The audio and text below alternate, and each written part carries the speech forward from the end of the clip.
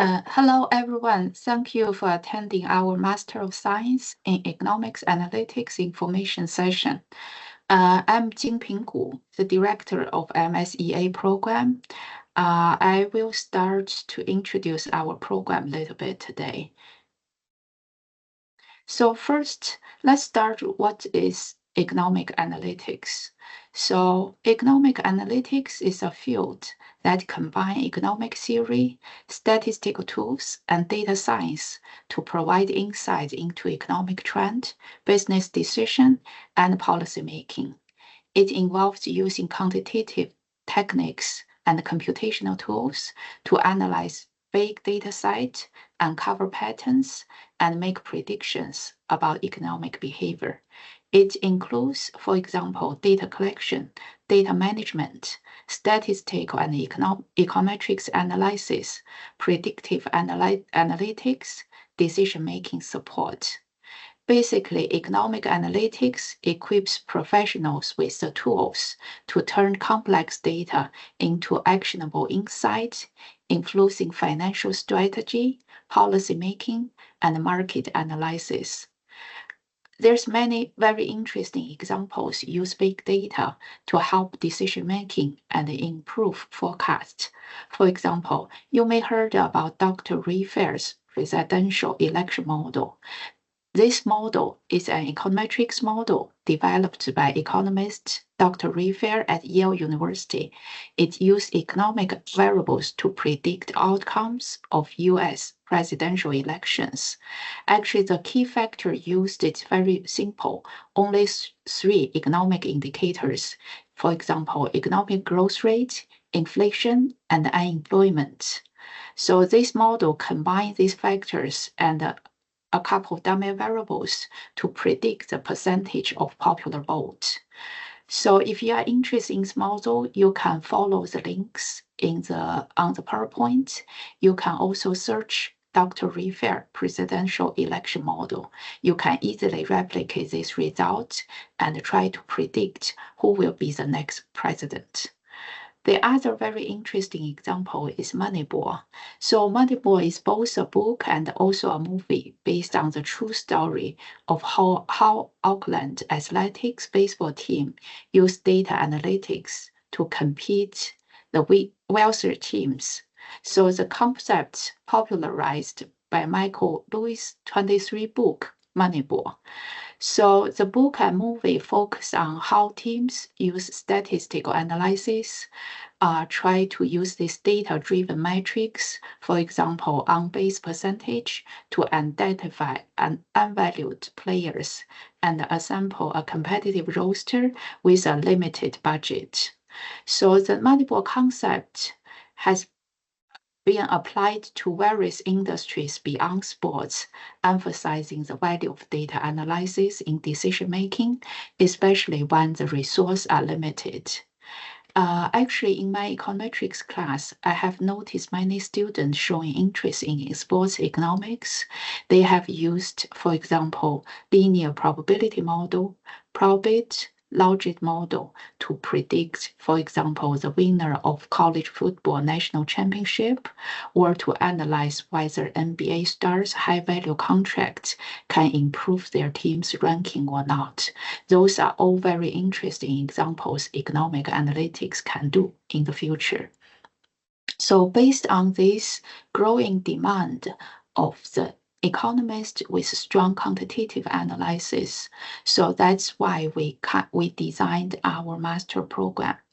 So for the job market, for economists with stronger quantitative skills, it's really broad. For example, government agencies such as Federal Reserve, Bureau of Labor Statistics, for example, Department of Treasury, IMF, Central Bank. So, of course, private sectors, for example, consulting firms, financial institutions, tech companies, and of course, academic and research institutions, for example, universities, for example, international organizations such as UN, OECD, nonprofit, and NGOs. Those sectors provide wide range of opportunities for economists with different focus, for example, from macroeconomics to financial market to econometrics to economic policy.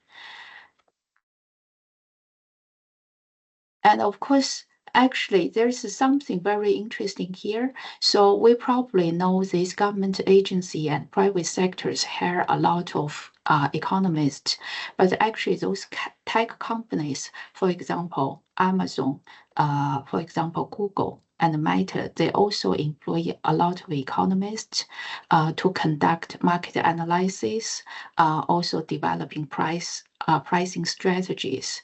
For example, Amazon, as of July 2023, they employs around 400 economists, make it one of the largest employers of the economists in US. So they hire those economists basically apply economic theory and data to solve business problems in all different areas, including market design, pricing, forecasting, program evaluation, for example, online advertising, and also Amazon designs estimated demand for the product. Given the growing demand for data professionals, along with the need of business, governments, and nonprofit, we basically designed our master programs and launched our master program approximately 5 years ago. So in the program, we mainly focus on the program basically is a 1-year program, 30 credit hour curriculum consisting of 10 courses. So you can see we start with boot camp classes in late July or early August, providing an introduction to econometrics. In the fall semester, students take 5 courses and followed by 4 courses in the spring semester. So the program covers a wide range of topics, including data exploration, data visualization, communication. The key area of focus include causal inference, forecasting, machine learning. The program basically with capstone courses on economic analytics. We also offer comprehensive training in essential software tools such as Data, R, RStudio, and Python. For the application process, the program typically begins in early August, sometime in late July, and concludes in May of the following year. It's actually 10 months in total. The application deadline for international students is February 15. Starting in April, the admissions committee will review the applications on a rolling basis until July.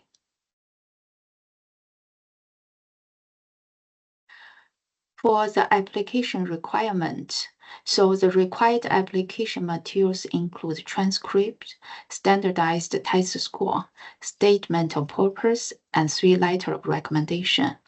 When we're reviewing the applications, of course, have an excellent transcript, such as being an honor student with high GPA, strong GRE score will certainly strengthen your application.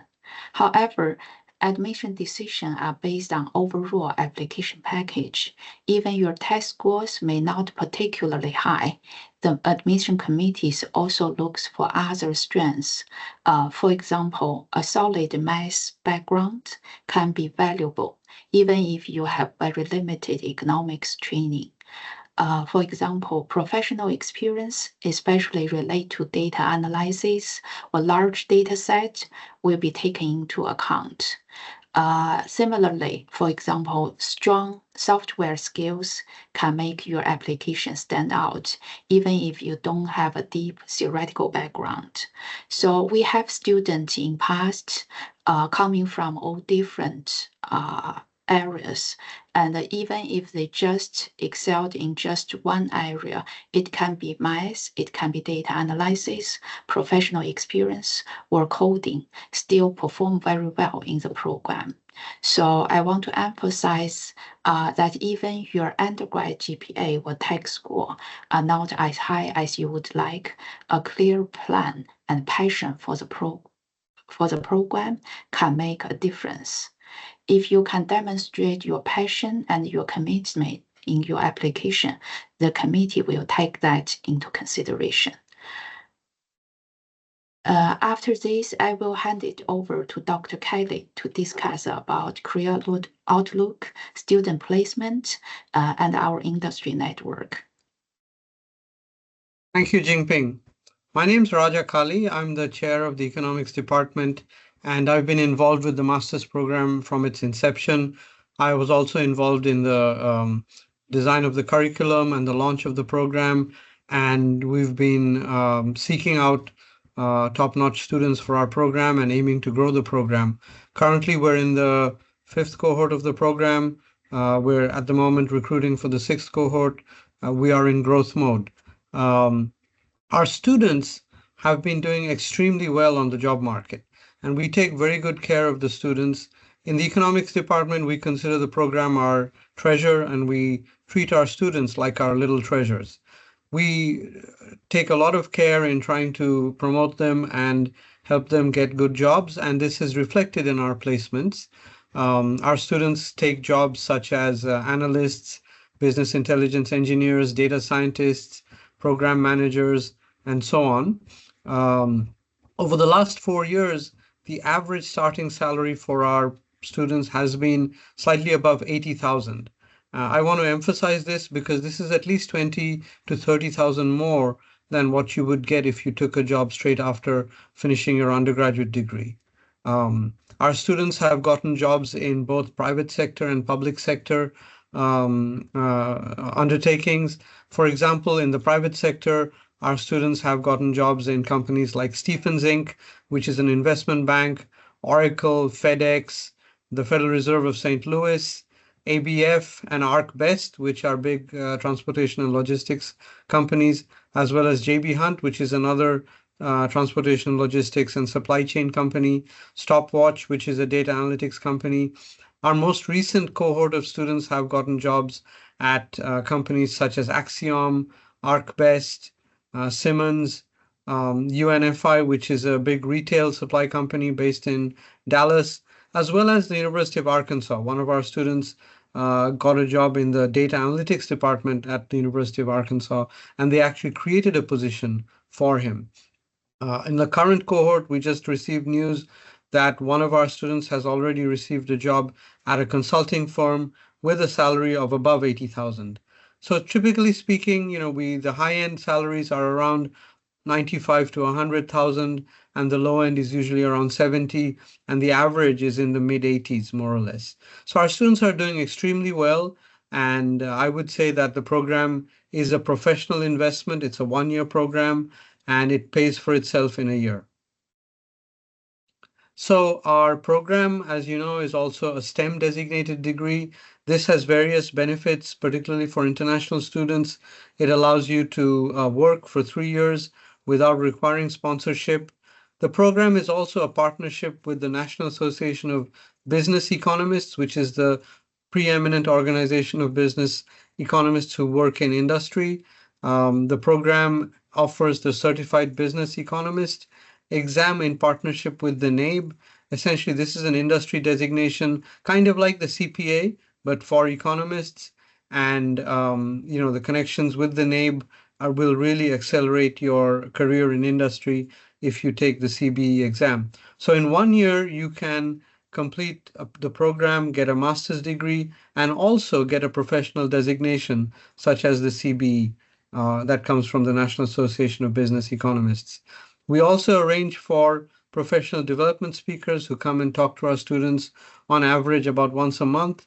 These are people who have the kind of jobs that the students would take. We have people coming from a broad variety of sectors such as healthcare, Blue Cross Blue Shield, JB Hunt, Walmart, management consulting, and so on. I think at this point, probably I'll pass it over to Brock Daniels, our Director of Recruitment in the Graduate School of Business. Thank you, Dr. Kali. Really appreciate being here, and thank you all for attending this session. Really, my job is to help as the Associate Director of Graduate Recruitment is to really help students understand what the application process is. And so specifically for our Master of Science in Econ Analytics, kind of want to go over some of those requirements. For domestic students, we're looking at an application fee. So we'll pay that. But if you are interested in the 4+1 program as well, application fees, as long as you have above a 3.2, those are going to be waived, the application fee. So that's a really good opportunity. We'll talk more about that, but just wanted to make that distinction. And so if we'll go back to the other slide, we'll need your transcripts. So if you're coming from the University of Arkansas, we already have those on file. So you won't have to worry about that.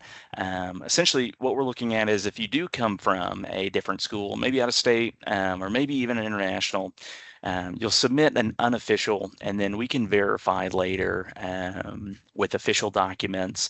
We just need to be able to have a transcript on file so that our team can start that review. We'll need a resume. Part of that is recognizing if you've had any kind of work experience. Work experience is not required, but having that or any kind of academic achievement as well, depending on where you're at. If you're a student, obviously we're going to see some of those academic achievements, but say you're coming back to this program and maybe you have 3 to 5 years experience, your resume would look a little bit different, highlighting that professional experience. We also have a statement of purpose. This is a document purely just explaining why you want this degree and how this is going to help you in your future career. Our team, we are able to actually help review that. And so if you bring a first draft to our team, we will help review that, get that to where it can be the best that it possibly can be. My team and I, we have no bearing on who actually gets admitted or not. So that's why we're able to help so much with the application process, things like that. We'll also need 3 letters of recommendation. So working professionals, or if you have academic, regardless of wherever you're at, a good mix of both professional and academic could be very helpful. Basically, it's just people who can attest to your professionalism. And then the GMAT or GRE is going to be based upon a few different things. So if you're an international student, which we'll go over in just a little bit, you will have to take the GMAT or GRE, and we will need a valid score on file. For domestic students, if you have above a 3.2, you're not required to take the GPA, or you're not required to take the GRE or GMAT based upon your GPA. You might also be coming from a place where you've had over 3 years of U.S. work experience. If you have that, you don't have to take the test. And then for our program specifically, a Master's of Econ Analytics, we can either take the GMAT or GRE.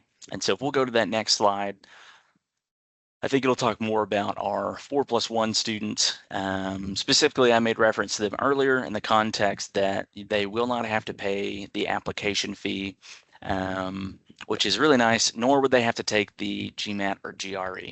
So if you are a junior student and you're interested in taking or being a part of the 4+1 program, really what that looks like is 1 fall class and then 1 spring class. You're able to jump into the program, you're able to be a part of it, see if that's what you want your career to be, and then jump into that 1 extra year, and that is your grad school year. So hypothetically, it's called the 4+1 because you're doing 4 years of undergrad work, but that last year you're actually stepping into doing graduate work that will count for your undergrad degree as well. And so it's a really good way. I think of it as kind of like a transition. It's very smooth. Instead of having a cannonball right in, you can dip your feet in, understand what you're getting into.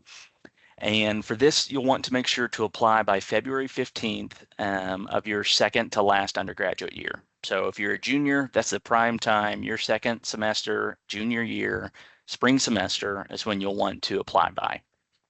And once again, this just kind of highlights that you get to save time and potentially money. If you have questions about that, scan that QR code. And then finally, we just have a few more international requirements. The application fee is going to be 75 US dollars.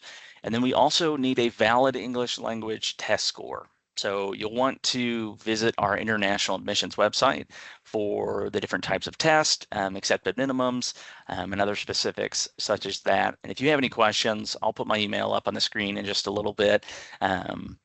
But we are needing a valid English language test score. Just because your education was taught in English, if it's a different country other than the United States, or it's not a U.S. territory, we have to have a valid score.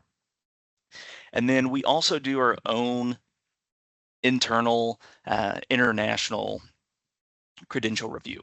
So that means that if you've ever had to do any kind of other applications, you might have seen where some schools require that you have a credit evaluation kind of done by a specific company or done a specific way. For us, we do everything in-house. So you don't have to get it evaluated by an outside source. Just send us what you have. We have all the staff ready to be able to translate that and do credential evaluation in-house. And then as far as visas go and things of that sort, we will probably reach out to you in that context to make sure we have all the documents we need in order to produce an I-20 or DS 2019. And so it'll appear in your application portal. And once again, once you have access to that application portal, you'll be able to see a lot of the requirements that you might need.